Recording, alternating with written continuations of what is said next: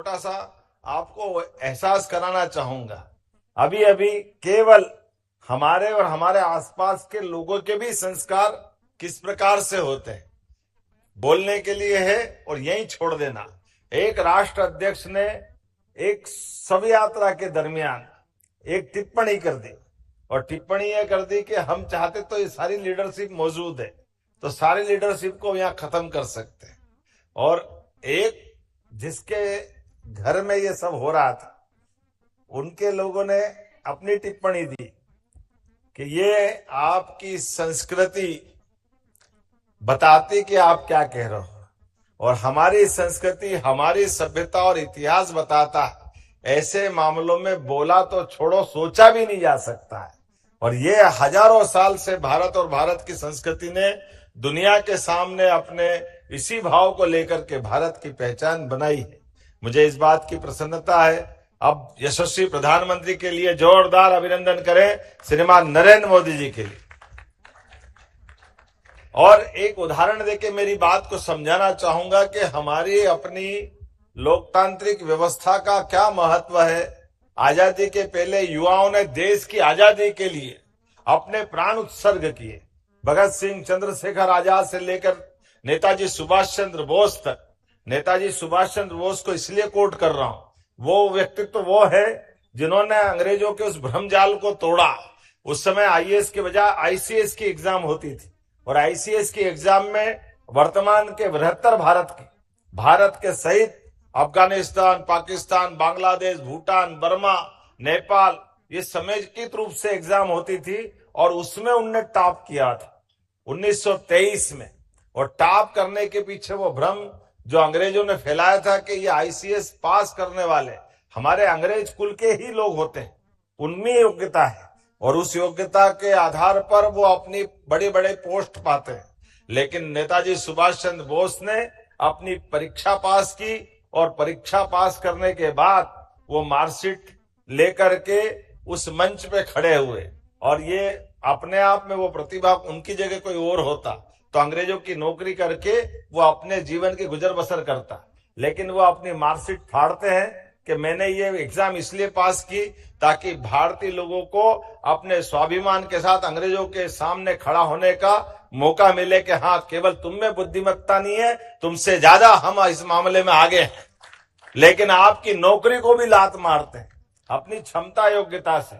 और बात का क्रम हमारे सबके सामने है। आज बदलते दौर में भारत के अंदर प्राण के उत्सर्ग करके आजादी की जरूरत के लिए लड़ने की आवश्यकता नहीं, लेकिन हमारी प्रतिभाएं दुनिया के सामने अलग अलग प्रकार की चुनौतियों को स्वीकार करके अपनी क्षमता योग्यता बुद्धिमत्ता से अपनी पहचान बनाए, देश का मान सम्मान बढ़ाए। इसलिए यशस्वी प्रधानमंत्री श्रीमान नरेंद्र मोदी जी अनथक प्रयास कर रहे हैं। जोरदार अभिनंदन श्रीमान प्रधानमंत्री नरेंद्र मोदी जी के लिए करें।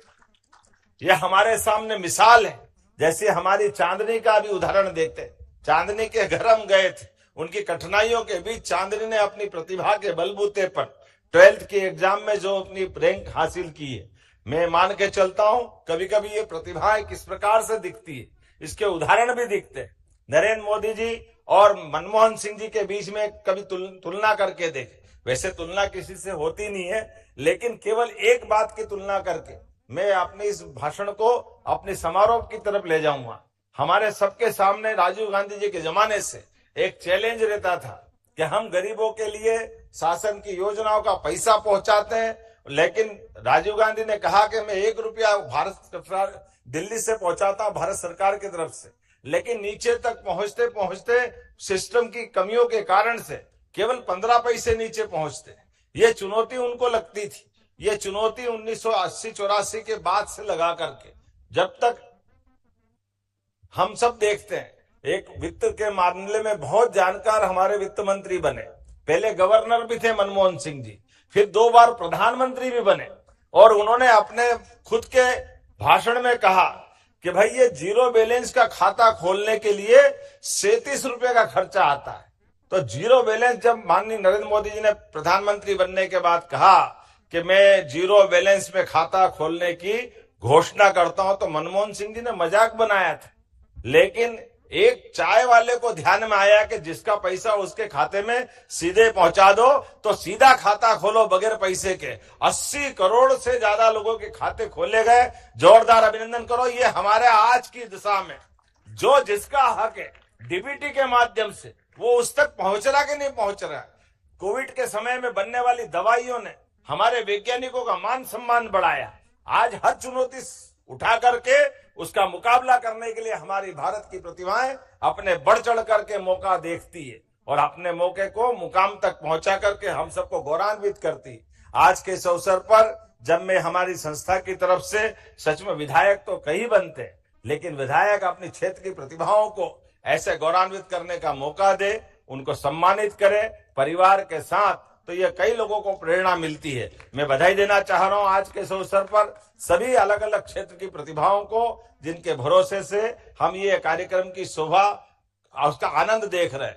मैं विलंब से आने की क्षमा भी चाहता हूं, क्योंकि मैंने तय किया था कि मैं अपने कार्यक्रम के बीच इसमें जरूर समय दूंगा, लेकिन मैंने ईमानदारी से प्रयास किया है कार्यक्रमों के बीच की अपनी व्यस्तता कारण से, लेकिन फिर भी विलंब से आया तो क्षमा भी चाहता हूं।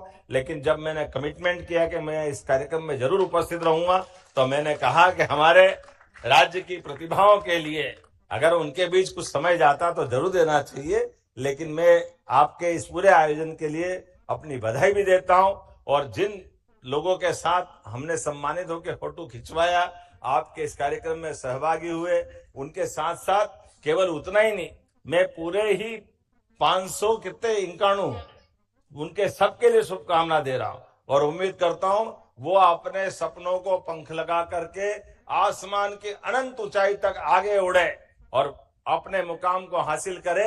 यही शुभकामना देते हुए मेरी बात को समाप्त करता हूं।